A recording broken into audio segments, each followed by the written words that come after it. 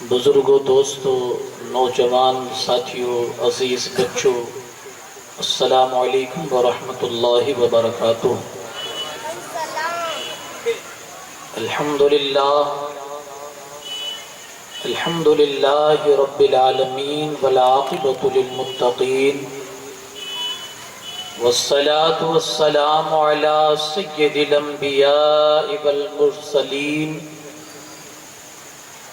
وعلى آلہ الطیبین واصحابہ الطاہرین اجمعین، اما بعد۔ اعوذ باللہ من الشیطان الرجیم، بسم اللہ الرحمن الرحیم۔ من عمل صالحا من ذکر او انثى وهو مؤمن فلنحیینہ حیاتا طیبہ۔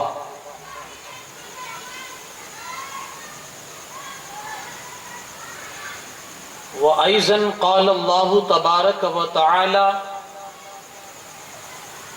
ومن أعرض عن ذكري فإن له معيشة ضنكا۔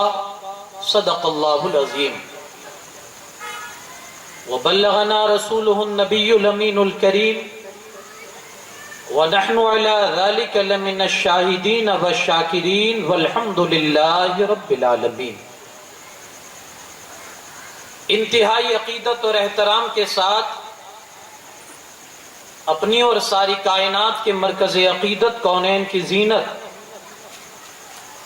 آفتاب رسالت، ماہتاب نبوت، احمد مجتبی محمد ارواحنا فدا صلی اللہ تعالی علیہ وسلم کی بارگاہ بے کس پناہ میں جھوم کر درود پاک کا ہدیہ پیش کرے۔ اللہم صلی علی سیدنا شفیعنا نبینا و مولانا محمد کما تحب و ترضا بان تصلی علیہ صلاۃ و سلام علیک یا رسول اللہ صلی اللہ تعالی علیہ وسلم۔ ایک بار اور جی لگا کر بارگاہ رسالت مآب صلی اللہ علیہ وسلم میں عقیدت اور محبت کے ساتھ درود پاک پڑھیں۔ اللہم صلی علی سیدنا شفیعنا نبینا و مولانا محمد وبارک وسلم صلاۃ و سلام علیک یا رسول اللہ صلی اللہ تعالی علیہ وسلم۔ شاید آپ کافی دور سے آئے ہیں، مجھے ایسا محسوس ہوتا ہے کہ تھکن کی وجہ سے آپ کچھ بول نہیں پا رہے ہیں۔ ایک حدیث پاک، درود پاک کے فضائل میں جو ہے وہ سن لے، قلب میں ٹھنڈک آ جائے گی، ایمان تازہ ہو جائے گا۔ اور اس کے بعد جب بھی دن میں آپ کو 24 گھنٹے میں فرصت ملے تو اس حدیث پر عمل کرتے رہیں اور ڈھیروں ثواب کماتے رہیں انشاءاللہ۔ حدیث مبارکہ یہ ہے، ایک دفعہ اللہ کے رسول صلی اللہ علیہ وسلم کی بارگاہ ناز میں جبرائیل امین حاضر ہوئے اور عرض کرتے ہیں، یا رسول اللہ صلی اللہ علیہ وسلم، آج آپ کی بارگاہ میں ایسی خوشخبری لے کر آیا ہوں کہ آج سے پہلے کسی کے پاس یہ خوشخبری لے کر نہ گیا ہوں اور نہ آج کے بعد یہ خوشخبری لے کر کسی کے پاس جاؤں گا۔ اللہ کے رسول صلی اللہ علیہ وسلم ارشاد فرماتی، جبرائیل وہ خوشخبری ہے کون سی، وہ تحفہ ہے کون سا جو میرے لیے خاص ہے اور میرے بعد کسی کے پاس لے کر تم نہیں جاؤ گے؟ حضرت جبرائیل امین عرض گزار ہوتے ہیں، یا رسول اللہ صلی اللہ علیہ وسلم، وہ تحفہ یہ ہے، وہ خوشخبری یہ ہے کہ آپ کا جو امتی آپ پر 3 مرتبہ درود پڑھے گا، 3 مرتبہ کی بات کرتا ہوں، آپ اپنے اوقات میں 3 مرتبہ اگر روزانہ درود پڑھتے رہیں گے یا ہر لمحہ درود پڑھتے رہیں گے، آپ کا کچھ نہیں جائے گا۔ جبرائیل امین عرض کرتے ہیں، آپ کا اگر کوئی امتی 3 مرتبہ دن میں آپ پر درود پڑھے گا، بیٹھا ہوگا تو اٹھنے سے پہلے، کھڑا ہوگا تو بیٹھنے سے پہلے اللہ پاک اس کی مغفرت فرما دے گا۔ ہم نہیں چاہتے کہ ہماری مغفرت ہو؟ کیا ایسے جلسوں کی ہم نعمتوں کو نہیں لوٹنا چاہتے کہ اگر 3 دفعہ اپنے آقا و محبوب صلی اللہ علیہ وسلم کی بارگاہ میں عقیدت کے ساتھ اگر درود پڑھیں گے، ہمارا یقین ہے میرا رب سچا ہے، اس کا وعدہ سچا ہے، ہمارے رسول سچے ہیں، ان کی ہر بات سچی ہے، اگر اس یقین کے ساتھ ہر مجلس میں 3 مرتبہ درود پڑھیں گے، بیٹھے ہوں گے تو اٹھنے سے پہلے اللہ مغفرت کر دے گا۔ اگر یہ ثواب چاہتے ہیں تو ذرا دل کھول کے اپنی ساری توجہ کو گنبد خضرا کی اور لگا کر کے دل لگا کر ایک مرتبہ زور سے درود پاک پڑھ دے۔ اللہم صلی علی سیدنا شفیعنا نبینا مولانا محمد کما تحب و ترضى بان تصلی علیہ صلاۃ و سلام علیک یا رسول اللہ صلی اللہ تعالی علیہ وسلم۔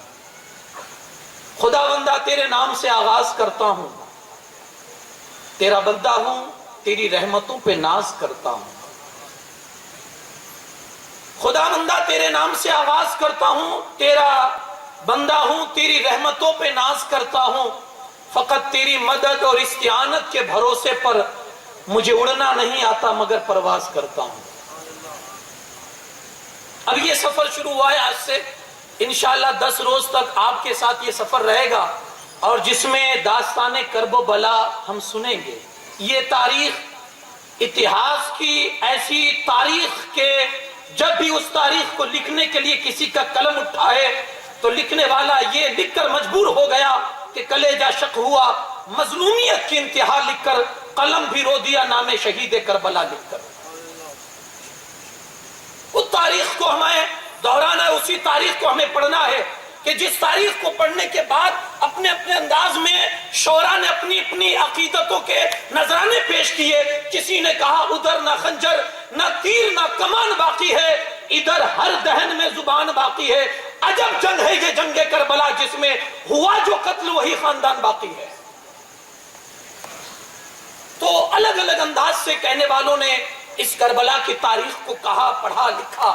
ہم بھی پڑھیں گے، آپ بھی سنیں گے انشاءاللہ۔ یہ 10 دن کے موقع پر میری گفتگو کا آج جو عنوان ہے، اور میں نے اس کے تئیں جو آیت کریمہ آپ کے سامنے تلاوت کی، شاعر کہتا ہے وہ پتھرائی سی آنکھوں کو بھی کاجل بھیج دیتا ہے، سلگتی ہوئی دوپہر میں جیسے بادل بھیج دیتا ہے۔ وہ پتھرائی سی آنکھوں کو بھی کاجل بھیج دیتا ہے، سلگتی ہوئی دوپہر میں جیسے بادل بھیج دیتا ہے۔ جہاں والے جب اسے یاد کرنا بھول جاتے ہیں، زمینوں کی تہوں میں کوئی ہلچل بھیج دیتا ہے۔ میں اپنے سب مسائل بس اسی پہ چھوڑ دیتا ہوں، میرے سارے مسائل کا وہی حل بھیج دیتا ہے۔ آج بات کریں گے اللہ کے خوف کی، اللہ سے ڈرنے کی۔ ہم کہاں جا رہے ہیں؟ ہماری زندگی کی روش کیا ہے؟ ہماری زندگی کی گاڑی کس مقام کو ہمیں لے جا رہی ہے؟ نہ ہم سمجھ رہے ہیں، نہ ہماری زندگی کا مقصد ہمیں سمجھ میں آ رہا ہے۔ قرآن کہہ رہا ہے صاف لفظوں میں، من عمل صالحا من ذکر او انثى وهو مؤمن فلنحيينه حیاتا طیبہ۔ اگر کوئی بھی تم میں سے چاہے مرد ہو چاہے عورت ہو نیک کام کرو گے، اللہ تمہیں بہترین زندگی عطا کر دے گا۔ کون نہیں چاہتا آج بہترین زندگی؟ کون نہیں خواہش رکھنا؟ کون نہیں چاہتا سکون کی نیند سونا؟ لیکن دل پر ہاتھ رکھ کے بتائیے، کیا آج ہم سکون کی نیند سو پا رہے ہیں؟ کس چیز کی کمی ہے؟ بستر کی کمی ہے، نرم گدوں کی کمی ہے، روم میں پنکھوں کی کمی ہے، ہوا کی کمی ہے، ایئر کنڈیشنر، کس چیز کی کمی؟ پھر بھی آج نہیں سو پا رہے ہیں۔ یہ سکون کیوں غارت ہے؟ کبھی زندگی میں تنہائی میں بیٹھ کر آپ نے سوچا؟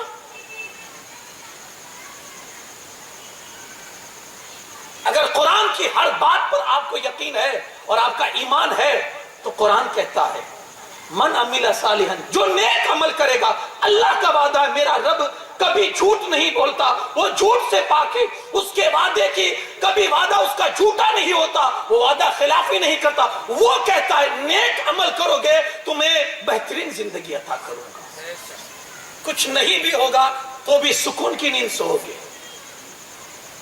اور دوسری جگہ آیت کریمہ میں اللہ پاک ارشاد فرماتا ہے وَمَنْ أَعْرَضَ عَنْ ذِكْرِي فَإِنَّ لَهُ مَعِيشَةً ضَنْكًا۔ اگر مجھ سے منہ موڑو گے، اگر مجھ سے دور جاؤ گے، اگر میرے قانون کے خلاف چیلنج کرو گے، اللہ پاک فرماتا پھر تنگی والی زندگی دے دوں گا۔ سب کچھ ہو کر بھی سکون نہیں رہے گا۔ کیا ہے آج ہماری زندگی؟ اللہ کے رسول صلی اللہ علیہ وسلم کی بارگاہ میں ایک صحابی آئے، عرض کرتے ہیں یا رسول اللہ صلی اللہ علیہ وسلم بہترین آدمی کون ہے، سب سے اچھا انسان کون ہے؟ اللہ کے رسول صلی اللہ علیہ وسلم نے فرمایا بہترین انسان وہ ہے جس کی عمر لمبی ہو، عمل اچھے ہو۔ عرض کی گئی یا رسول اللہ صلی اللہ علیہ وسلم برا آدمی کون ہے، بدبخت کون ہے؟ اللہ کے رسول صلی اللہ علیہ وسلم فرماتے ہیں برا آدمی وہ ہے جس کی عمر لمبی ہو، عمل برے ہو۔ ہم اپنی زندگی کا جائزہ لے کہ ہماری زندگی کتنی اور اس میں عمل کتنے اچھے ہیں اور کتنے برے ہیں، یہ ہم خود کر سکتے ہیں۔ یاد رکھ لے اللہ نے زندگی آپ کو دی ہے، عقل و شعور سے بھی نوازا ہے، اب وہ زندگی کو کیسے سنوارنی اور کیسے بگاڑنی یہ آپ کے ہاتھ میں ہے۔ آپ چاہو گے زندگی آپ کی سنور جائے گی، آپ نہیں چاہو گے زندگی آپ کی بگڑ جائے گی، لیکن یاد رکھنا اگر زندگی میں گناہ ہوں گے سزا ملنی ہے۔ ایسا ہو ہی نہیں سکتا ہے کہ انسان گناہ کرے اور سزا سے بچ جائے۔ یہ کیسے پوسیبل ہے کہ انسان آگ کے پاس کھڑا اس کو گرمی نہ لگے؟ یہ کیسے ممکن ہے آدمی برف کے پاس کھڑا ہے اس کو ٹھنڈک نہیں لگ رہی؟ جیسے آگ کے پاس رہو گے تپش لگنی ہے، گرمی لگنی ہے، جیسے برف کے نزدیک کھڑے رہو گے تو ہوا لگنی ہے، ٹھنڈک لگنی ہے، ایسے ہی اگر گناہ والی زندگی ہے تو اس کا سائیڈ ایفیکٹ اور اس کا نقصان تمہارے وجود پر اور تمہاری زندگی پر آئے گا آئے گا آئے گا۔ قرآن کہتا ہے مَن يَعْمَلْ سُوءًا يُجْزَ بِهِ، گنہگار گناہ کرو گے، برے عمل کرو گے، بدلہ ملے گا، چاہے وقت پر ملے چاہے دیر سے ملے، لیکن ملنا ہے۔ علماء فرماتے ہیں کہ گناہوں کے سزا کے 3 طریقے ہیں۔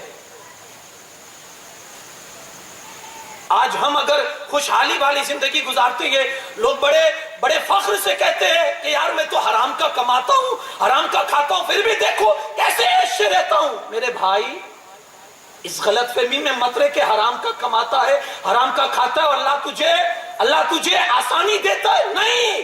قرآن میں ہی اللہ فرماتا ہے میری ایک سزا یہ بھی ہے کہ جب قوم میری نافرمانی کرتی ہے تو میں روزی کے دروازے پر کھول دیتا ہوں، جاؤ کتنی دور جاؤ گے، میں ڈھیل دیتا ہوں انہیں، کرو کتنا کرو گے، اور پھر اچانک گرفت ہوتی ہے۔ وہ گرفت جب ہوتی ہے نا تو پھر بچنا مشکل ہو جاتا ہے۔ ایسی گرفت، ایسی پکڑ آپ نے بھی اپنی زندگی میں دیکھی ہوگی۔ بہت دور مت جائیے، تھوڑا سا قریب جا کر دوسری لہر کو یاد کیجیے۔ یہ چمتکار ہوتے ہیں، یہ اس کی طرف سے الرٹ ہوتا ہے، اس کی طرف سے الارم ہوتا ہے وقت سمجھ جاؤ۔ تو علماء فرماتے ہیں کہ گناہوں پر سزا ملنے کے 3 طریقے۔ سب سے پہلا طریقہ متنبہ کرنا، اللہ خبردار کرتا ہے، یہ سب سے یہ اللہ کا کرم ہو جاتا ہے بندے پر کہ ادھر گناہ کیا ادھر سزا ملی، یہ آسان، دنیا ہی میں سب نپٹ گیا۔ آپ کی زندگی میں بھی بہت مرتبہ ایسا ہوا گا کہ کوئی آپ غلط کام کرتے ہیں تو آپ کا نقصان ہو جاتا ہے تو آپ کو یاد آتا ہے یار وہ کام کیا نا تو دیکھیے بھگتنا پڑا، یہ سزا، یہ اللہ کا کرم ماننا چاہیے۔ یہ اللہ ہم پر مہربان ہے کہ جو ہمیں فوراً ہی الرٹ کر دیتا ہے، خبردار کر دیتا ہے، ادھر گناہ کیا ادھر خبردار۔ جیسے آپ کوئی غلطی کرو، آپ کی ماں تماچا مارے تو وہ روکنے کے لیے ہوتا ہے، وہ شفقت ہوتی ہے، وہ مہربانی ہوتی ہے کہ بیٹا آپ مت کرنا۔ وہ تماچا جو لگا ہے وہ شفقت کے لیے ہوا، وہ مہربانی کے طور پر ہوا۔ ایسے ہی اللہ جب بندے کو اپنے قریب رکھنا چاہتا ہے، یہ بندہ میرا ہے، شفقتیں کرنا چاہتا ہے اس پر، تو ہر گناہ پر اس کو الرٹ کر دیتا ہے، اس کو فوراً سزا دے۔ مولا علی کرم اللہ تعالیٰ وجہ کریم فرماتے ہیں کہ اگر تیرے گناہوں کی سزا تجھے دنیا میں مل رہی ہے تو اس کا شکر مان کہ آخرت میں تو بچ جائے گا، اس کا شکر مان۔ اور اگر یہاں جو چاہے سو کرتا ہے، جو چاہے سو مرضی کرتا ہے، جس طرح سے چاہتا ہے کھاتا پیتا ہے، کوئی روک ٹوک نہیں ہے، تو پھر رات میں تنہائی میں بیٹھ کر رو، پتہ نہیں کب سزا شروع ہو جائے۔ حضرت فضیل ابن عیاض کہتے ہیں کہ ایک مرتبہ میں گھوڑے پر سوار تھا، اچانک میرے گھوڑے نے شرارت کی، وہ بدکا مجھے گرانے کے قریب ہو گیا۔ میں اترا اور ایک کونے میں گیا، 2 رکعت نماز پڑھی اور اللہ کی بارگاہ میں توبہ کی، معافی مانگی، رویا۔ اور پھر جب سواری پر آیا، میرا خادم پوچھنے لگا حضور کیا سبب ہوا؟ گھوڑا ادھر بدکا، اس نے شرارت کی اور آپ جا کر نماز پڑھ رہے ہیں، توبہ کر رہے ہیں۔ کہا سنو، کوئی بھی بندہ جب اللہ کی نافرمانی کرتا ہے نا تو اس کے اندر میں جتنی چیزیں ہوتی ہے وہ بھی اس کی نافرمانی شروع کر دیتی ہے۔ اگر آپ کی بیوی آپ کی نافرمان ہوتی ہے تو اللہ سے توبہ کیجئے، اللہ کی بارگاہ میں معافی مانگیے کہ آپ نے کوئی گناہ کیا ہوگا جس کی سزا یہاں دکھ رہی ہے۔ اگر آپ کا بیٹا آپ کے سامنے زبان درازی کر رہا ہے، آپ کے بات کو نہیں مان رہا ہے، تو اللہ کی بارگاہ میں توبہ کیجئے، ہو سکتا ہے کہ آپ نے کوئی گناہ کیا ہو جس کی سزا یہاں دکھ رہی ہے، اولاد میں دکھ رہی ہے۔ تو یہ بھی ایک طریقہ ہے کہ بندہ گناہ کرے، اللہ فوراً سزا ظاہر کر دے اس کو کسی بھی طرح سے۔ یہ اس کا کرم ہے کہ ادھر گناہ کیا، اس نے دنیا ہی میں آپ کو سزا دے دی۔ کچھ گناہ کی سزا دنیا ہی میں ملتی ہے اور کچھ گناہ ایسے بھی ہوتے ہیں اس کی سزا یہاں بھی اور آخرت میں بھی ہے۔ یہ عنوان، یہ ٹاپک میں نے اس لیے بھی لیا آپ کے سامنے آج، کیا وقت ہے بندے اللہ سے قریب آئے۔ نہیں معلوم ہمیں کہ یہ دور کہاں تک ہمیں لے جائے گا، ہم نہیں جانتے،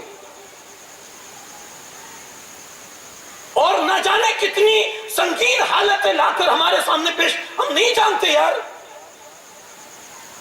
اب بھی آپ نہیں آئیں گے اللہ کے قریب۔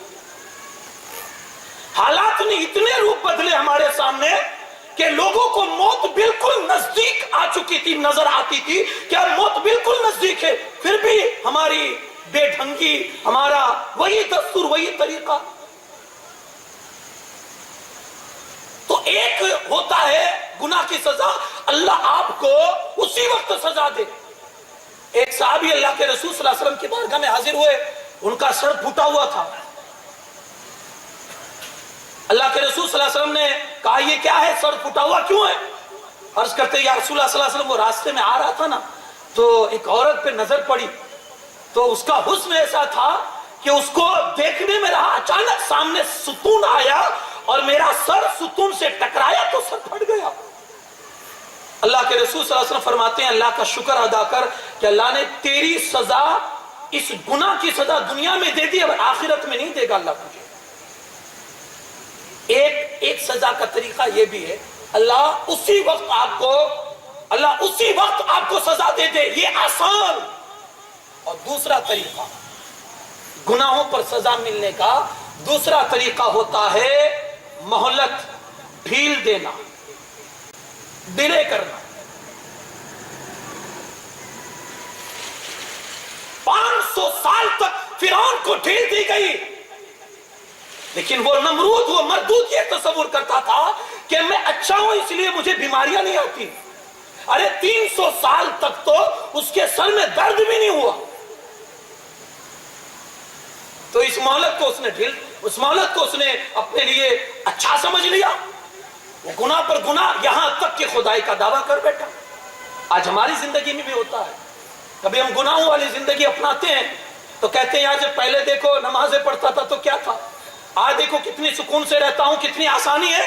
لیکن اسے نہیں پتا کہ اللہ کی طرف سے رسی کو ڈھیل دی جا رہی ہے، رسی کو ڈھیل دی جا رہی ہے، پتا نہیں کب رسی کھینچ جائے اور زندگی کا خاتمہ ہو جائے۔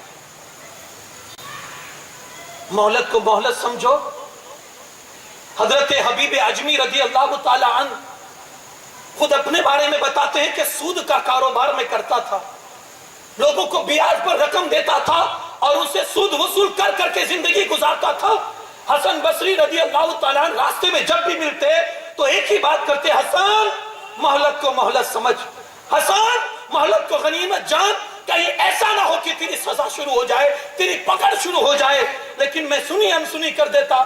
थोड़ी देर के लिए तो एहसास होता था कि हसन बसरी सही कह रहे हैं, लेकिन कुछ दूर जाकर फिर वही अपनी जिंदगी में मस्त हो जाता था।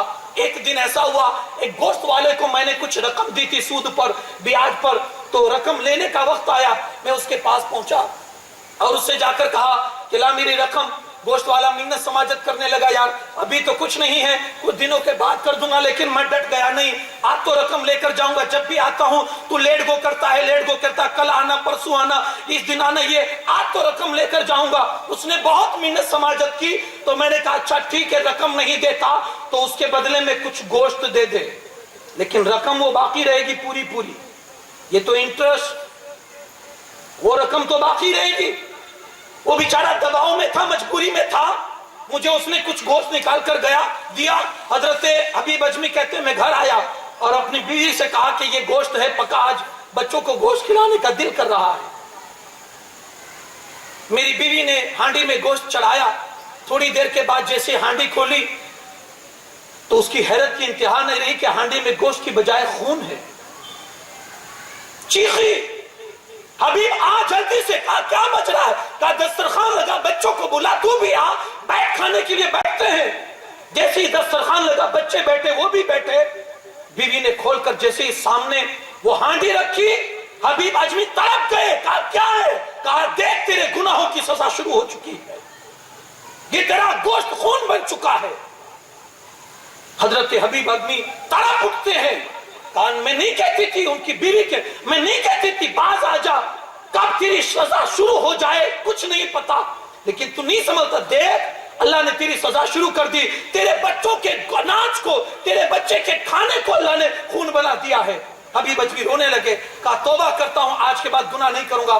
कहा बीवी कहती है अगर तौबा पर कायम रहना हो तो किसी अल्लाह वाले का साथ अपनाना होता है, जा किसी अल्लाह वाले के पास और उनकी सोबत में बैठ तो अपनी तौबा पर कायम रह सकता है। हजरत हबीब अजमी घर से निकलते हैं और निकलने के बाद अभी रास्ते में जा रहे थे, कुछ छोटे छोटे बच्चे रास्ते में खेल रहे थे। हबीब अजमी को आता देखा तो एक बच्चा दूसरे से कहने लगा हटो हटो, ये देखो दुनिया का सबसे बड़ा सूदखोर आ रहा है, हबीब आ रहा है, कहीं ऐसा ना हो कि उसके पांव की धूल हमें अट जाए और हम भी उसकी लानत के शिकार हो जाएं, दूर हटो, इसे जाने दो। हबीब अजमी के कानों में जब ये आवाज पहुंचती है, तड़प उठते हैं, अल्लाह की बारगाह में रोकर कहते मौला मैं इतना गुनहगार हूं कि तेरी छोटी मखलूक भी मुझसे नफरत करती है। जब पकड़ आती है ना तो फिर ऐसी ही जिंदगी हो जाती है। अल्लाह लोगों के दिलों में नफरतें पैदा कर देता है। आप लाख अच्छे काम करो लेकिन लोग आपसे करीब आने के बजाय आपसे दूर भागते हैं। हबीब अजमी रोने लगे, गए हजरत हसन बसरी के कदमों पर जाकर गिर जाते हैं। हसन बसरी कहते हैं हबीब क्या हुआ? कहा हुजूर पकड़ शुरू हो चुकी है, आज ऐसा मसला हो चुका है, घर में खून गोश्त खून बन गया है, अब मैं माफी मांगना चाहता हूं, अल्लाह की बारगाह में तौबा करना चाहता हूं। हबीब अजमी जब इस तरह से रिक्कत अंगेज अंदाज में जब तौबा करते हैं, हसन बसरी कहते हैं खुश हो जा, अल्लाह ने तेरी दुआ कबूल कर ली, क्योंकि तेरी दुआ में सच्चाई है, और जब बंदा इस सच्चाई से दुआ करता है तो अल्लाह हर बंदे की तौबा को कबूल करता है।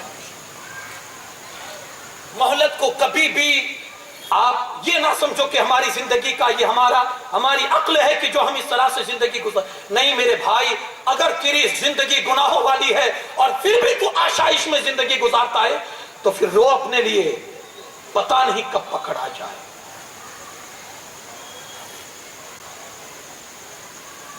तो एक तरीका गुनाहों की सजा का एक तरीका यह है कि अल्लाह फौरन आपको उस गुनाह की सजा आपको दे दे, ये बेहतरीन तरीका है, ये आसान सजा है।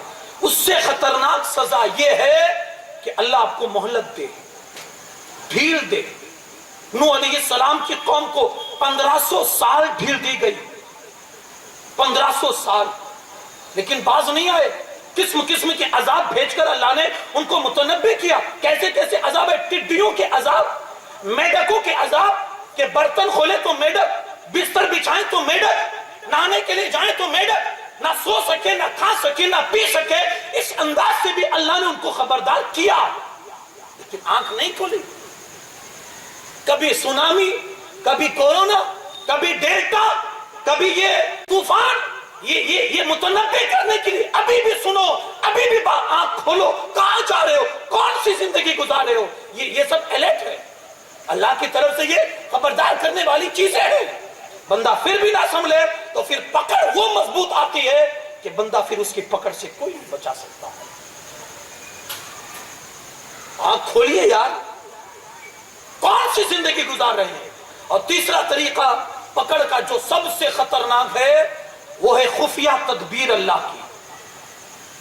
کچھ نہیں معلوم، بندہ بالکل آشائش میں زندگی گزار رہا ہے، لیکن سزا کب ہوتی ہے؟ جوانی میں گناہ کیے ہوتے ہیں نا، اس کی سزا بڑھاپے میں ملتی ہے۔ بچے الگ ہو گئے، بیوی نے جب بڑھاپے کا ٹائم آیا، بالکل کمزوری ہو گئی، پیر جواب دے گئے، عقل جواب دے گئی، جسم جواب دے گیا، تو بیوی نے الگ ساتھ چھوڑا، بچوں نے الگ ساتھ چھوڑا۔ اب ایسی مجبوری ہے، نہ کسی سے کہہ سکتا ہے، نہ کسی سے بول سکتا ہے۔ یہ وہ سزائیں ہیں کہ جو جوانی کے گناہ تھے اس کی سزا اس بڑھاپے میں مل رہی ہے۔ فرمایا یہ خفیہ اللہ کی تدبیر ہے۔ بندہ بہت اچھی زندگی گزارا ہو، نیک پر نیک کام کر رہا ہو، لیکن اندر سے بالکل خالی ہو، یہ خفیہ تدبیر ہے۔ اولیاء اللہ کے پاس ان کے مزاروں پر جا کر بیٹھتا ہو، لیکن دل ادب سے خالی ہو، ان کی عزت سے خالی ہو، احترام سے خالی ہو، یہ اللہ کی خفیہ تدبیر ہے۔ عقیدت رکھتا ہو لیکن بے ادبی ہو، یہ اللہ کی خفیہ تدبیر ہے۔ تو یہ گناہوں کی 3 سزائیں ہیں جو اللہ کی طرف سے۔ آپ کون سی زندگی جی رہے ہیں؟ آپ کہاں ہیں؟ تھوڑی دیر کے لیے، کچھ لمحوں کے لیے یار کبھی اپنے آپ کو اکیلے بھی کریں۔ آپ دوسروں ہی کی باتیں کریں گے، یہ وہ کرتا ہے، یہ وہ کرتا ہے، اس نے ایسا کیا، اس نے ایسا۔ آپ کیا کریں؟ کبھی تنہا بیٹھ کر اپنے آپ سے بھی تو پوچھیں۔ بڑی پیاری بات علامہ قرطبی علیہ رحمہ نے بڑی پیاری بات حضرت عمر فاروق اعظم کی نقل کی۔ حضرت عمر فاروق اعظم فرماتے ہیں، یار کیسی سوچ ہوتی تھی ان کی کہ زاویے انسان کے بدل جاتے تھے، فکریں بدل جاتی تھی۔ حضرت عمر فاروق اعظم کہتے ہیں کہ یار کبھی تنہا بھی ہو لیا کر، بھیڑ ہی میں رہے گا، لوگوں کے ساتھ ہی بیٹھے گا، کبھی تو اپنے آپ کو اکیلے کر کے اپنا محاسبہ کر کہ میں کیا ہوں، کبھی تو اپنے آپ سے پوچھ۔ حضرت عمر فاروق اعظم فرماتے ہیں، سن، لوگوں ہی کی باتیں مت کر، یہ ایسا ہے، وہ ایسا ہے، اس نے یہ کر ڈالا، اس نے یہ کر ڈالا۔ یہ حضرت عمر فاروق اعظم کا یہ قول آپ ضرور سنیں اور اس کو دل کے اندر جگہ دیجئے۔ فرماتے ہیں صرف لوگوں ہی کی بات کرے گا، اس نے یہ کیا، اس نے یہ کیا، یار لوگوں کی باتیں تو بیماری لاتی ہے، اللہ کی بات کر، اللہ کی باتوں میں شفا ہے، اس کی باتیں تو کر، کبھی صرف لوگوں کی باتیں کریں۔ آج ہم اپنی زندگی کا حساب لگائیں کہ ہماری زندگی کس زاویے پر چل رہی ہے، ہم کیا کر رہے ہیں اپنی زندگی میں۔ خدا را میں آپ کو ایک چانس دیتا ہوں، آج رات جا کر آپ تھوڑی دیر کے لیے اپنی 40 50 30 60 70 80 سال کی زندگی کا آپ حساب لگائیں، ہم کہاں ہیں اور آپ کس گناہ میں ہیں اور ہماری سزا کون سی ہو رہی ہے۔ ایسا ہو ہی نہیں سکتا کہ بندہ گناہ کرے اور اسے سزا نہیں، ضرور سزا مل رہی، اور اگر نہیں مل رہی تو تیار رہیں، یا تو اللہ کی بارگاہ میں توبہ کریں۔ حضرت عبداللہ ابن عباس رضی اللہ تعالیٰ عنہما فرماتے ہیں کہ لوگ جتنے دنیا میں ہنس ہنس کر گناہ کرتے ہوں گے، کل قیامت کے دن ان کا رونا نہیں دیکھا جائے، روتے روتے جہنم میں جائیں۔ بچائیے اپنی زندگی کو اور کچھ اپنی بھی فکر کرے، یار یہ بدن اتنا کمزور ہے، کبھی اس پر بھی تو نظر ڈالے۔ ایک چھوٹی سی چوٹی کے ڈر کو جو برداشت نہ کر سکتا ہو، گھر میں اگر چوہیا آ جائے تو رات میں سونا مشکل ہو جائے، کبھی اس کے بارے میں بھی تو سوچو کہ وہاں تنے تنہا سونا ہے جہاں بچھو اور سانپوں کی کوئی کمی نہیں ہوگی، کبھی اس گھر کے حوالے سے بھی تو سوچے۔ آپ کی اولاد، آپ کے اپنے، آپ کے رشتہ دار، کوئی ساتھ میں نہیں آئے گا، سب چھوڑ کے جائیں گے، آپ کو تنہا اکیلا رہنا ہے۔ آپ کس کے لیے فکر کر رہے اتنی؟ عجیب آج لوگوں کی صورتحال ہے، عجیب لوگوں کی فکر ہے۔ لوگ کہتے ہیں، بارہا آپ نے بھی سنا ہوگا، یار اولاد کی بڑی فکر ہوتی ہے، میرے مرنے کے بعد ان کا کیا ہوگا۔ اکثر لوگ یہ بولتے ہیں میرے مرنے کے بعد ان کا کیا ہوگا۔ کسی سے یہ بھی سنا میرے مرنے کے بعد میرا کیا ہوگا؟ کبھی تو سوچے آپ، یہ ہمارے اکابر کی آپ زندگی اٹھا کر دیکھیں۔ سیدنا صدیق اکبر کس عظیم ہستی کا نام ہے، قرآن جن کی تعریفیں میں گویا ہے وہ ذات، لیکن وہ خود ان اپنی عادت یہ تھی کہ کسی پرندے کو دیکھتے تو کہتے کاش پرندہ ہوتا کہ زندگی گزارتا، اڑتا، کھاتا، پیتا، مر جاتا، حساب تو نہ دینا ہوتا۔ عمر فاروق اعظم کی شخصیت پر آپ نگاہ ڈالے، حضور فرماتے ہیں یہ جس راستے سے گزرتا ہے شیطان راستہ بدل لیتے ہیں۔ وہ عمر کی حالت یہ ہے کہ ایک جانور کو دیکھا کہ مزے سے چارہ چبا رہا تھا، اس کے قریب جا کر کہتے ہیں یار کتنے لطف کی زندگی گزار رہا ہے، جیے گا، کھائے گا، پیے گا، مرے گا، کچھ نہیں، ہمیں تو جینا بھی ہے، حساب بھی ہے۔ کبھی تو زندگی میں سوچے یار، کبھی تو اپنے آپ کو اکیلا کر کے یہ فیل کرے کہ ایک دن ہمیں بھی جانا ہے اس رب کے سامنے، ساری زندگی کا حساب پیش کرنا ہے۔ کبھی تو سوچے آج ہم کہاں جا رہے ہیں، اور اللہ کا کون سا خوف ہمارے دلوں میں۔ آپ دیکھیں نا، تھوڑی دیر کے لیے جب بھی کوئی حادثہ ہوتا ہے ہم تھوڑا الرٹ ہو جاتے ہیں، تھوڑا ہوشیار ہو جاتے ہیں، مسجدیں بھر جاتی ہے۔ آپ نے بھی دیکھا ہوگا ایک مسلمان کا ایک عیسائی سے آمنا سامنا ہوا، تو عیسائی مسلمان سے کہنے لگا یار لگتا ہے مجھے تمہارے 3 خدا ہے۔ عیسائی مسلمان سے کہتا ہے مجھے لگتا ہے کہ تمہارے 3 خدا ہے۔ تو مسلمان کہتا ہے نہیں ہمارا تو ایک ہی اللہ ہے۔ کہا نہیں تمہارے 3 خدا ہے۔ کہا نہیں ہمارا ایک ہی اللہ ہے۔ عیسائی کہتا ہے نہیں، تمہارا ایک خدا عید والا ہے، تمہارا ایک خدا جمعہ والا ہے، اور تمہارا ایک خدا 5 وقت کی نماز والا ہے۔ یہ عیسائی بول رہا ہے۔ مسلمان کہتا ہے وہ کیسے؟ تو کہا تمہارے یہاں جو عید کی نماز ہوتی ہے نا، تو لگتا ہے وہ خدا تمہارا بہت طاقتور ہے کہ کوئی بھی اپنے گھر میں نہیں رہتا، سب پہنچ جاتی عید کا مسجد، لگتا ہے وہ خدا بہت طاقتور ہے۔ اور تمہارا جو خدا جمعہ والا ہے وہ اس سے تھوڑا کم ہے، کیونکہ جمعہ میں اتنی تعداد عید کے برابر نہیں ہوتی۔ اور تمہارا جو 5 وقت والا خدا ہے وہ تو لگتا ہے ان دونوں سے زیادہ کمزور ہے کہ اس میں بھیڑ ہی نہیں ہوتی ہے، لوگ ہی نہیں آتے ہیں۔ آپ یہ عیسائی کی بات کو لے کر اپنی زندگی کا حساب لگائیں کہ کیا یہ فلسفہ ہماری زندگی کا ہے؟ جو خدا عید کا ہے وہی خدا تو جمعہ کا ہمارا۔ جس خدا کی عبادت ہم عید میں کرنے جاتے ہیں وہی خدا کی عبادت تو جمعہ میں بھی ہے، اسی خدا کی عبادت تو 5 وقت میں بھی۔ پھر یہ فرق کیوں، یہ تفاوت کیوں؟ اس کا مطلب ایمان کی کمزوری ہے نا۔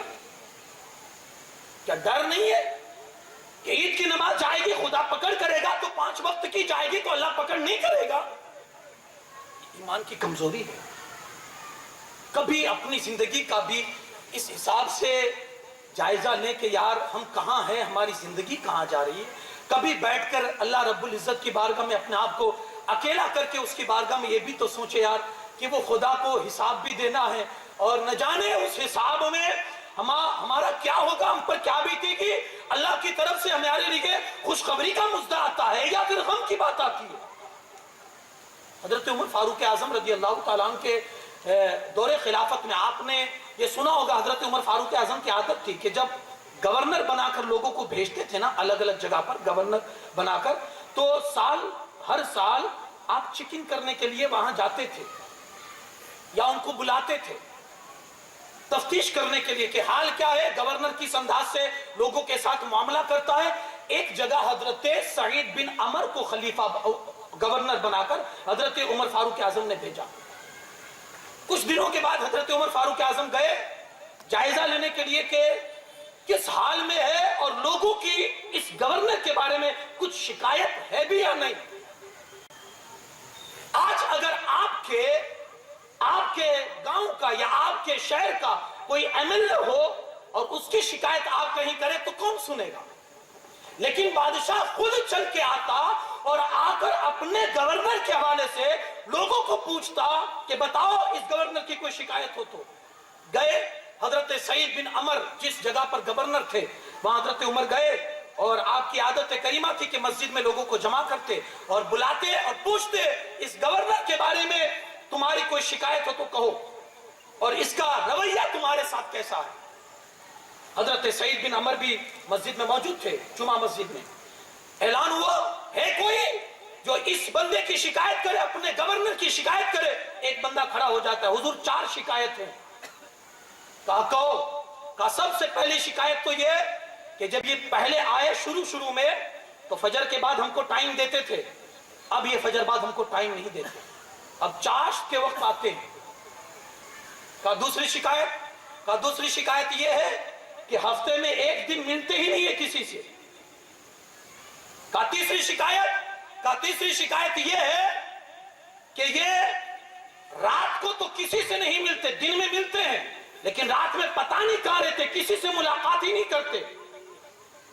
कहा चौथी शिकायत क्या है? कहा चौथी शिकायत ये है कि ये अक्सर ऐसे लम्हात इनकी जिंदगी में आते हैं, ये इतना रोते हैं कि बेहोश हो जाते हैं। ये 4 शिकायतें हजरत सईद बिन अमर के हवाले से जब हजरत उमर के सामने की गई, हजरत उमर ने हजरत सईद को पूछा कि सईद बताओ इन शिकायतों का तुम्हारे पास जवाब क्या है। हजरत सईद बिन अमर खड़े हो जाते हैं, हुजूर अगर आपके सिवा कोई दूसरा पूछता ना तो इन शिकायतों का मैं जवाब ना देता, लेकिन चूंकि आप खलीफा है, बादशाह है, इसलिए मुझे इन शिकायतों का आपको जवाब देना है और मैं मजबूर हूं जवाब देने के लिए। तो हुजूर सुनिए, जो मेरी पहली शिकायत है कि मैं पहले मैं फज्र के बाद लोगों को टाइम देता था, उनसे मिलता था, अब मैं चाश के वक्त मिलता हूं। तो हुजूर उसकी सबसे बड़ी वजह यह है कि मेरी फैमिली भी है, मेरे बाल बच्चे भी है, मेरी बीवी भी है। कल तक मेरी बीवी तंदुरुस्त थी, सही सलामत थी, वो मुझे खाना पकाकर खिलाती थी, मेरे बच्चों को खिलाती थी। अब हाल ये है वो बीमार है, वो बिस्तर पे है, ना खाना बना सकती है, ना चल फिर सकती है, ना पेशाब पानी कर सकती है, अब वो बिस्तर पे है। तो उसने जो 30 साल मेरी खिदमत की, तो मेरा भी तो कुछ हक बनता है कि मैं भी उसकी खिदमत करूं। हुजूर मैं फजर पढ़ के इसलिए जल्दी चला जाता हूं, मैं घर जाता हूं, घर में झाड़ू लगाता हूं, खाना बनाता हूं, बच्चों को खाना देता हूं, अपनी बीवी को अपने हाथों से खिलाता हूं और वो बिस्तर पे टॉयलेट कर जाती है तो उसके बिस्तर को अपने हाथों से साफ करता हूं। इसने जो 30 साल अपनी वफा का सबूत पेश किया है, तो हुजूर मैं भी तो कुछ साल इसके साथ अपनी वफादारी का सबूत पेश करूं। बस यही वजह है और ये राज था अल्लाह और मेरे बीच, लेकिन मजबूर हूं मैं आपको बताने के लिए कि इन लोगों ने शिकायत की तो मैं अपना राज फाश कर रहा हूं। हजरत उमर फरमाती है दूसरी शिकायत तुम्हारे हवाले से यह है कि हफ्ते में 1 मर्तबा नहीं मिलते हो, कहां रहते हो। हजरत सईद बिन अमर कहते हैं हुजूर ये तो ऐसा राज था कि अल्लाह मेरे बीच में था, लेकिन मैं मजबूर हूं आपको बताने के लिए। हुजूर सुने, मैं पहले ही आपसे कह चुका हूं कि मैं गरीब इंसान हूं, मैं नौकर रख नहीं सकता हूं कि मेरी बीवी की देखभाल करे, मैं नौकरानी नहीं रख सकता हूं कि मेरे बच्चों की देखभाल करे, मैं गरीब इंसान हूं। हुजूर मेरे पास एक ही जोड़ा कपड़ा है, ठंडियों का जमाना है, सर्दियों का मौसम है, मुझे हफ्ते में 1 मर्तबा कपड़ा धोने की जरूरत पड़ती है, मेरे पास दूसरा कपड़ा नहीं है। मैं वो कपड़े धोता हूं, उसको सुखाता हूं और जितनी देर वो कपड़ा सूख नहीं जाता अपनी बीवी के कपड़े पहनकर घर में बैठता हूं। जितनी देर वो कपड़ा सूख नहीं जाता। कैसे ईमानदार वो लोग थे, कैसी दयानतदारी वाली वो जिंदगी। आप तसव्वुर करें यार, 1 जोड़ा कपड़ा और उसमें ये कैफियत। और है क्या गवर्नर, किस चीज की कमी होती है गवर्नर के घर में, आप तसव्वुर तो करें। क्या शुक्र करने को दिल नहीं करता? क्या आज तिजोरियां भरी हुई है, ہم سلیکٹ کر کر کے تھک جاتے ہیں. بیوی کہتی ہے یہ جوڑا پہنو, وہ جوڑا پہنو, یہ جوڑا پہنو. یہ اللہ کا شکر کرنے کو دل نہیں کرتا کہ خدا تیرا شکر ہے جنہوں نے اسلام کے لیے قربانیاں دی. ایک جوڑے کپڑے میں, ایک جوڑے کپڑے میں. تو حضور ایک ہی جوڑا ہے, اس کو دھوتا ہوں اور جتنی دیر سکھ نہیں جاتا اپنی بیوی کے کپڑے پہن کر بیٹھتا ہوں. تمہارے حوالے سے تیسری شکایت یہ ہے کہ رات میں کسی سے ملاقات نہیں کرتے ہو. حضرت سعید بن عمر نے اپنی داڑھی پکڑی, کہا عمر دیکھو اس میں کوئی بال سفید میں ہے, کالا ہے, سارے بال سفید ہو گئے ہیں. جب پھل پک جاتا ہے نا تو مالک کی طرف سے توڑنے والا آ جاتا ہے. جب پھل پک جاتا ہے تو مالک کی طرف سے کوئی بھی توڑنے والا آ جاتا ہے. یہ پھل پک چکا ہے, پتہ نہیں کب مالک کا بلاوا آ جائے. میرے پاس زندگی میں کوئی عمل نہیں ہے کہ میں اللہ کی بارگاہ میں پیش کر سکوں, تو دن میں تو لوگوں کی خدمت کرتا ہوں اور رات میں اس رب کو مناتا ہوں کہ مولا پک چکا ہے پھل, کچھ رحم کر دے.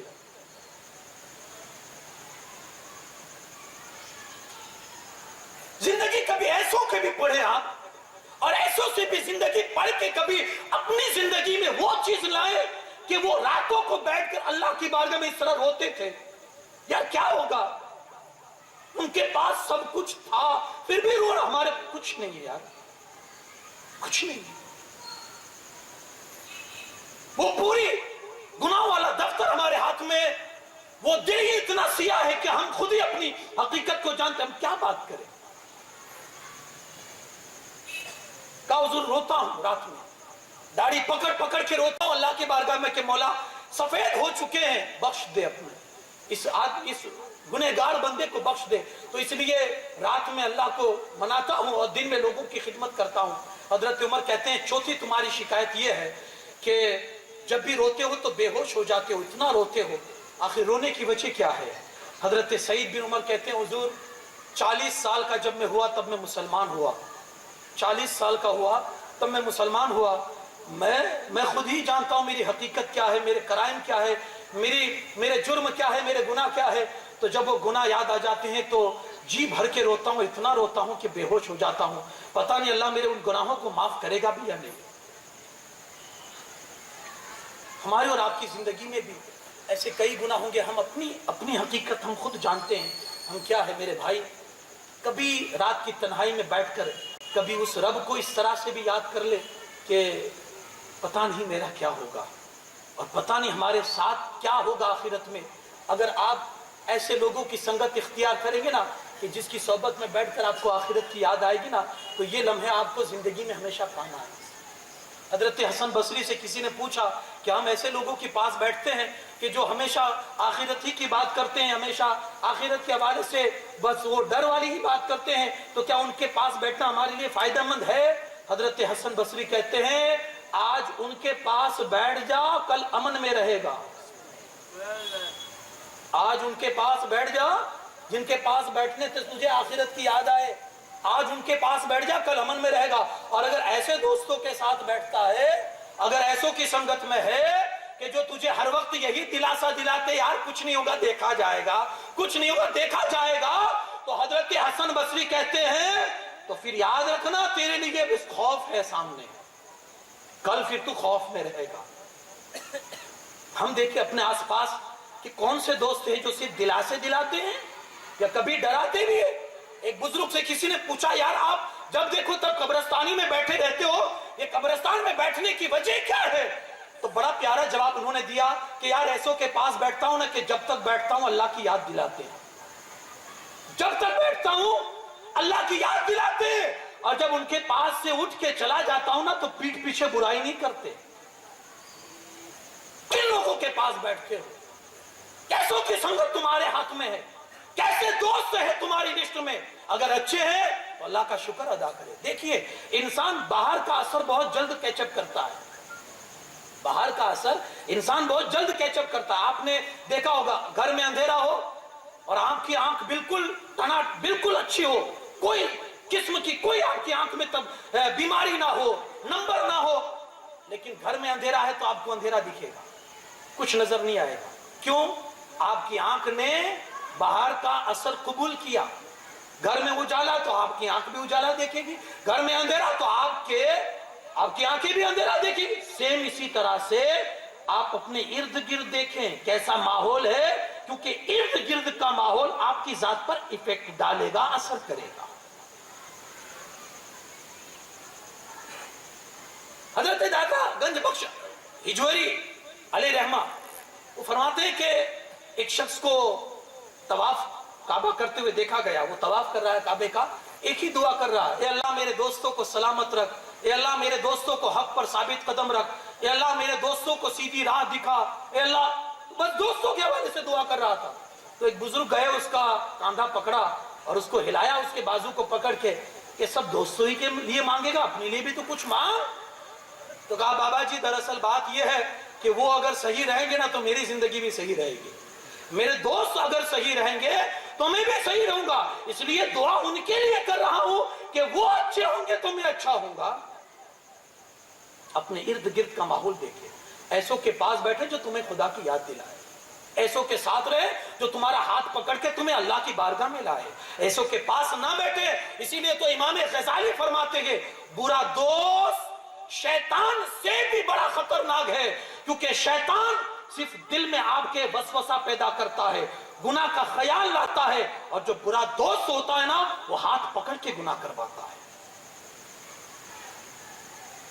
आए अल्लाह की बारगाह में तौबा करें, कभी उसको भी मनाने की कोशिश करें यार, रोए, हर वक्त हंसा नहीं जाता यार, जिंदगी सिर्फ हंसने के लिए नहीं, कभी रोने के लिए भी। हमारे नबी रोते थे, हम क्या है यार, अल्लाह के रसूल सल्लल्लाहु अलैहि वसल्लम इतना रोते थे। साहबा ने अर्ज किया रसूल आप इतना क्यों रोते हैं? अल्लाह के रसूल सल्लल्लाहु अलैहि वसल्लम ने फरमाया जो मेरी आंखें देखती हैं वो तुम देखने लगो तो तुम भी मुझसे ज्यादा रोगे। कभी रोना भी लाओ जिंदगी में। हुजूर अलैहिस्सलातु वस्सलाम के एक सहाबी हजरत हुज़ाफा बिन यमान,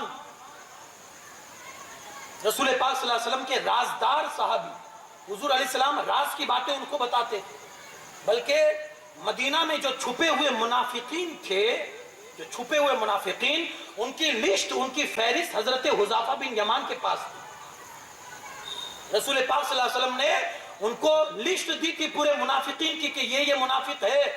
इतने बड़े राजदान थे। हर आदमी का पेट अच्छा नहीं होता, इसलिए बात राज की जो पेट का मजबूत हो उसको सौंपी जाए। अल्लाह के रसूल सल्लल्लाहु अलैहि वसल्लम ने राज की बातें हजरत हुज़ाफा बिन यमान को सौंपी थी, तो मुनाफिकीन की लिस्ट भी उनके पास थी। एक दिन हुज़ैफा बिन यमान कहते हैं मैं रात में सोया हुआ था, तो अचानक आधी रात के समय दरवाजे पर दस्तक हुई, तो मैं गया और सोचने लगा यार इतनी रात गए कौन आया होगा। जैसे दरवाजा खोला तो देखता हूं कि सामने हजरत उमर फारूक आजम खड़े हैं। मैं डर गया कि रात में इस वक्त आने का हजरत का मकसद क्या है। कहा हुजूर आप ही बुला लेते तो मैं ही खुद चल के आ जाता, आपको तकलीफ उठाने की क्या जरूरत थी। हजरत उमर कहते हैं हुकूमत का मामला नहीं है कि तुझे बुला लूं, खुद का मामला इसलिए चल के आया, मेरी जात का मसला है। कहा हुजूर क्या मसला है, तशरीफ लाए, घर में बैठे। घर में बुलाया, हजरत उमर फारूक आजम घर में गए, बिस्तर पर बैठे। कहा हुज़ाफा उमर सच बोलता है, उमर कभी झूठ नहीं बोलता, उमर वादे का पक्का है, वादा खिलाफी नहीं करता। हजरत हुज़ाफा कहते हुजूर आप ये इधर उधर की बातें क्यों करते, जो बात है वो डायरेक्टली क्यों नहीं बोल देते, आप बताएं ना किस मकसद के लिए आए हैं। कहा देख रात के सन्नाटे में आया हूं, कोई देख भी नहीं रहा और मैं किसी को कहूंगा भी नहीं, मैं इसलिए तेरे पास आया हूं कि खौफ था जो मुझे बार बार सता रहा था, और वही खौफ मुझे रात की तन्हाई में और सन्नाटे में उठाकर तेरे दरवाजे तक लाया है। हजरत हुज़ाफा बिन यमान कहते हैं हुजूर वो खौफ कौन सा है। तो हजरत उमर फारूक आजम कहते हैं वो खौफ ये है कि तेरे पास मुनाफिकीन की लिस्ट है, मैं नहीं पूछना चाहता हूं कि उसमें किसके किसके नाम है, बस इतना बता दे कि उसमें उमर का नाम है या नहीं। कलेजे पर हाथ रख के आप सोचे, आज कोई मस्जिद का इमाम हमसे कह देना कि तुमने ये काम किया है अब तुम्हारे लिए जन्नत फिक्स है, हमारी जिंदगी का दस्तूर बदल जाएगा, हमारी जिंदगी की चाल चलन बदल जाएगी, हमारी जिंदगी का तरस बदल जाएगा। ارے کوئی دو ٹوک ہماری تعریف کر دیتا ہے تو ہمارے چلنے کا انداز بدل جاتا ہے. یہ کون لوگ ہیں جانتے ہیں آپ؟ قرآن جن کی گواہی دے رہا ہے. حضرت عمر فاروق اعظم کون ہے؟ میرے آقا فرماتے ہیں جس کی زبان پر اللہ نے حق اتارا ہے. وہ اتنا ڈر رہے ہیں, ان کے پاس اتنا اللہ کا خوف ہے کہ وہ جا کر پوچھتے ہیں کہ مجھے منافقوں سے مطلب نہیں ہے, بس اتنا بتا دے کہ عمر کا نام اس لسٹ میں ہے یا نہیں. حضرت حذیفہ کہتے ہیں میں اس دن اتنا رویا کہ اپنے باپ کی موت پر بھی اتنا نہیں رویا تھا. میں اتنا رویا حضرت عمر کی اس بات پر کہ اللہ. حضرت عمر کا پیر پکڑ کر میں کہنے لگا حضور مجھے یہ تو معلوم نہیں ہے کہ آپ کا نام لسٹ میں ہے یا نہیں, اور آپ کا نام نہیں ہے, لیکن میں نے رسول اللہ سے اتنا ضرور سنا ہے کہ اگر میرے بعد کوئی نبی ہوگا تو عمر بن خطاب ہوتا. میرے بعد کوئی نبی ہوتا عمر بن خطاب. یہ میں نے سنا ہے. میں نے حضور سے یہ سنا ہے ضرور کہ آسمان کا ہر فرشتہ عمر کی عزت کرتا ہے اور زمین کا ہر شیطان عمر سے بھاگتا ہے. کیسے لوگ تھے جن کے اعمال, ایک حدیث میں ہے کہ اگر 950 سال کسی فرشتے کو اللہ عمر دے اور وہ عمر کی تاریخ اور فضیلت لکھنے بیٹھے, اس کے 950 سال ختم ہو جائیں گے لیکن عمر کی فضیلت ہرگز ختم نہیں ہوگی. یہ وہ لوگ تھے. حساب لگائیں اپنی زندگی کا, ہم دیکھیں آخر کون سے وقت کے آپ انتظار میں ہیں, کس فرصت کا انتظار کر رہے ہیں, کون سا ایسا عذاب ہے جو آئے گا اور آپ انتظار کر رہے ہیں. جب اس کی پکڑ آتی ہے نا تو لاکھوں دھڑے کے دھڑے رہ جاتے ہیں, کروڑوں دھڑے کے دھڑے رہ جاتے ہیں, اولاد کام نہیں آتی ہے. کس انتظار میں؟ باپ گزر رہا ہے, بڑھاپا آ چکا ہے, نوجوان بیٹا سلام تک نہیں کرتا. یہ عذاب نہیں ہے؟ آخر کون سا انتظار کر رہے ہو کہ آسمان سے پتھر برسے تب ہم سدھریں گے؟ ہماری لڑکیاں 20 سال پرورش کرنے کے بعد غیروں کے ساتھ بھاگ جاتی. یہ عذاب نہیں ہے؟ اب کون سا انتظار ہے؟ اب کون سی راہ دیکھ کر بیٹھے ہیں؟ آسمان سے پتھر برسے, آسمان سے خون برسے تب ہم دیکھیں گے. نہیں, یہ ساری چیزیں ہمارے لیے, ہمیں الرٹ کرنے کے لیے, ہمیں خبردار کرنے کے. ہوش کے ناخن لیں, ہوش کے ناخن لیں, کچھ سمجھے. حضرت عائشہ صدیقہ رضی اللہ تعالیٰ عنہا سے کسی نے پوچھا کہ یہ زلزلے کیوں آتے ہیں, یہ زلزلے کیوں آتے ہیں؟ حضرت عائشہ کہتی ہے کہ جب لوگ, آپ نے دیکھا ہوگا جب آدمی کچھ ہو رہا ہو, کہیں کچھ حالت بگڑنے والی ہو, اور ایک آدمی ہے کہ بالکل بے خبر ہو کے کھڑا ہے, تو آپ کیا کریں گے؟ اس کے پاس جائیں گے, اس کو جھنجھوڑیں گے, اس کو پکڑ کے ہلائیں گے. ارے یار دیکھیے کیا ہو رہا ہے, تو یہاں کھڑا ہے بھی, چل بھاگ یہاں سے. تو آپ جھنجھوڑتے ہیں کسی کو خبردار کرنے کے لیے. حضرت عائشہ کہتی ہے جب قوم بھٹک جاتی ہے, بے-راروی کی شکار ہو جاتی ہے, گناہوں پر اپنی زندگی کی گاڑی کو ڈال دیتی ہے, کسی طرح سے سنبھلنے کا نام نہیں لیتی, تو اللہ پاک زمین کو ہلا کر قوم کو جھنجھوڑتا ہے. قوم کو جھنجھوڑتا ہے. کہاں جا رہے ہو, کیا کر رہے ہو, کس روڈ پر جا رہے ہو, زندگی تمہاری کس حالت میں جا رہی ہے؟ اللہ زمین کو ہلا کر جھنجھوڑتا ہے, پھر بھی نہیں آتے نا سمجھ میں, تو پھر اللہ دبا دیتا ہے زمین کو. بڑا کریم ہے وہ خدا, بڑا مہربان ہے وہ مالک. ایک آنسو اگر کوئی اس کی بارگاہ میں بہا دیتا ہے تو بڑی قیمت ہے اس کے پاس ایک آنسو کی. آپ کو معلوم ہے جب چائنا میں زلزلہ آیا تھا, جب بھوکمپ آیا تھا چائنا میں, بڑی بڑی فلک بوس عمارتیں زمین دوش ہو چکی تھی, ہزاروں لوگ مر چکے تھے اس عمارتوں کے اندر دب کے. اسی بیچ میں جب زلزلہ گیا اور کافی نقصان ہوا ملک کا, لوگوں کا, پراپرٹیز کا, لوگوں کی جائیدادوں کا, لوگوں کے مال کا, جانی مالی بہت نقصان ہوا, تو پھر لوگوں نے عمارتوں کے جو ملبے تھے گرے وہ اس کو ہٹا ہٹا کر لوگوں کی لاشوں کو نکالتے تھے. اسی میں ایک کرشمہ لوگوں نے یہ دیکھا, ایک اللہ رب العزت کی قدرت کا کرشمہ لوگوں کو یہ نظر آیا کہ ایک عمارت کے ملبے کو جب ہٹایا گیا تو دیکھا کہ ایک عورت بے ہوش پڑی ہوئی ہے اور اس کے پاس ایک بچہ ہے جو کسی چیز سے کھیل رہا. جو خدا موت دینا جانتا ہے وہ خدا بچانا بھی جانتا ہے. لوگ مرے اور یہاں ملبے کے نیچے ایک عورت بے ہوش ہے اور ایک بچہ ہے جو اس کے پاس کھیل رہا ہے کسی چیز سے. لوگ جلدی سے گئے, اس پتھر کو ہٹایا جس پتھر کے نیچے وہ عورت اور وہ بچہ تھے. اس عورت کو اٹھایا اور جلدی سے اسپتال لے گئے, بچے کو اسپتال لے گئے, ان کی ٹریٹمنٹ فوراً کروائی گئی. جب عورت کو ہوش آیا تو وہاں کا جو اسٹاف تھا اس ہاسپٹل کا, اس اسٹاف نے عورت سے پوچھا کہ تیرے ساتھ کیا گزری, تو اس نے اپنی پوری آپ بیتی سنائی کہ ایسا ایسا ہوا میرے ساتھ. اور لوگوں نے بتایا یہ بتا کہ تیری انگلیوں کے پورے کیوں نہیں, اس کی جو انگلیوں کے اوپر والے پورے ہوتے ہیں وہ سب کٹے ہوئے تھے, وہ سب زخمی تھے. لوگوں نے کہا تیرا پورا جسم سلامت ہے, اتنی انگلیاں کیوں کٹی ہوئی ہے؟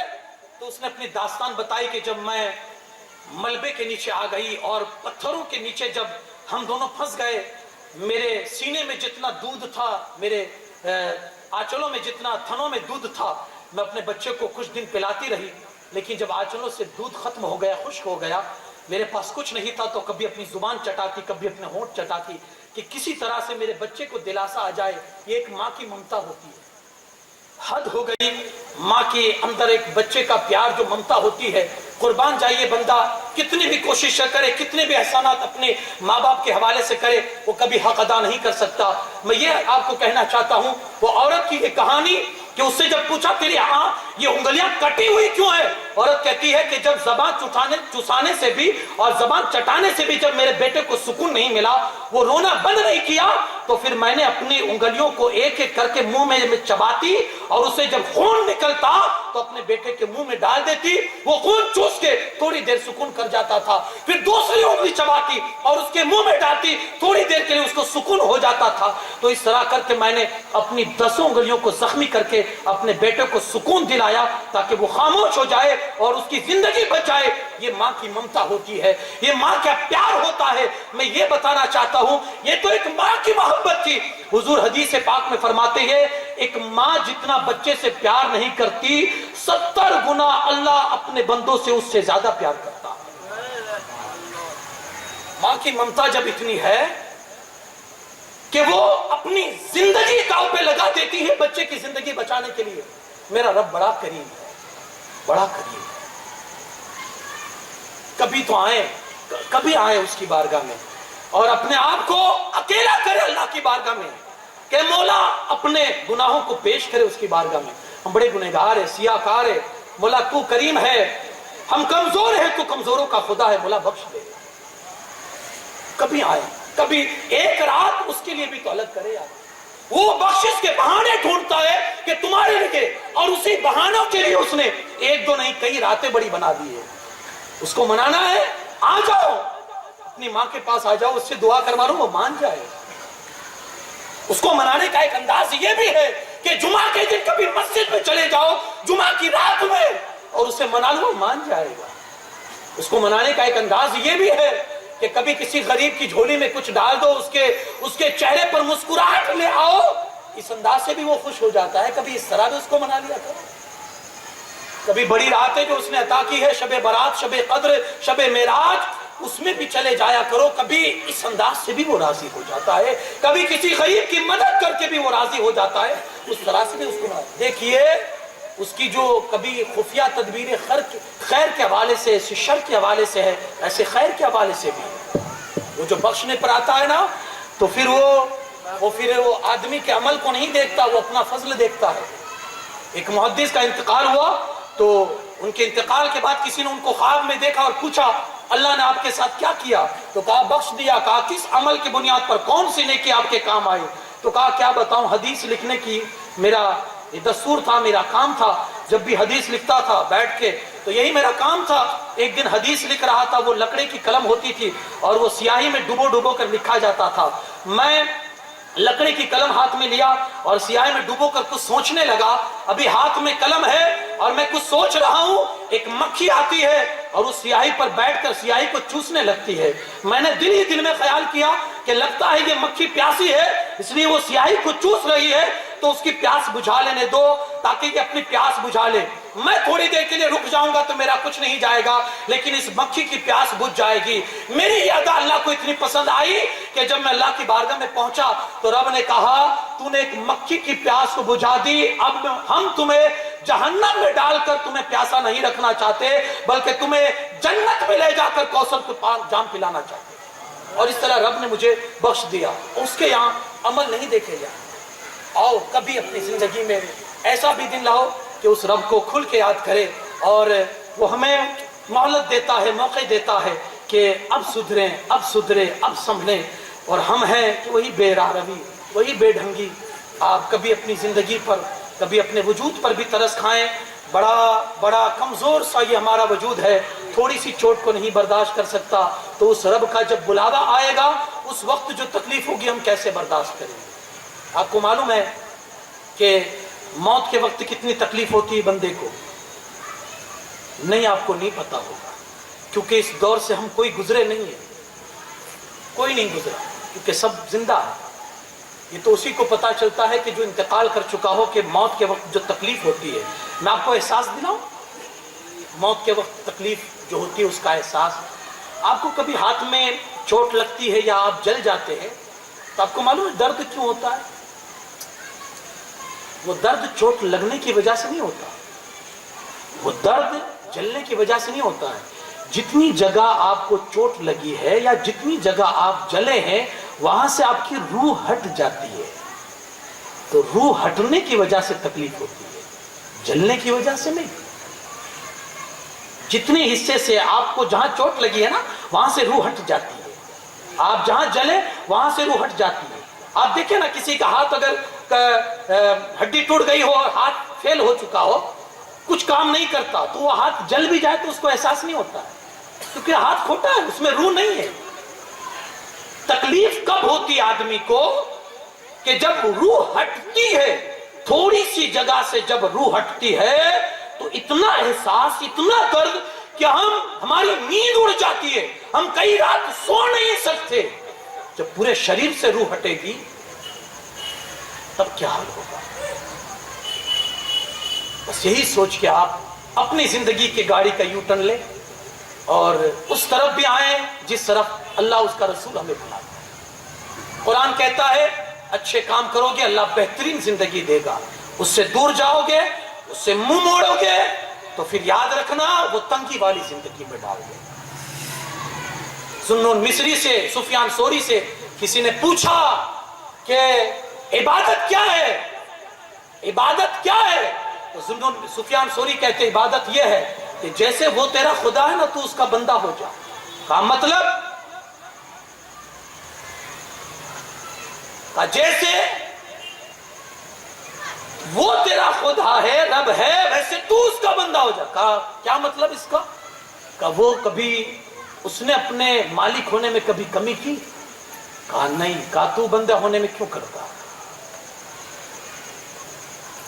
अलगरज सारी नसीहतों का निचोड़ ये है कि आए अपने आप पर तरस खाएं, अपनी जिंदगी पर, अपने वजूद पर तरस खाएं, अल्लाह की बारगाह में आए, अपने गुनाहों से तौबा करें। हालात सुधरेंगे। जब गुनाह आम होते हैं तो फिर सजाएं शुरू होती है, हालात बदलते हैं।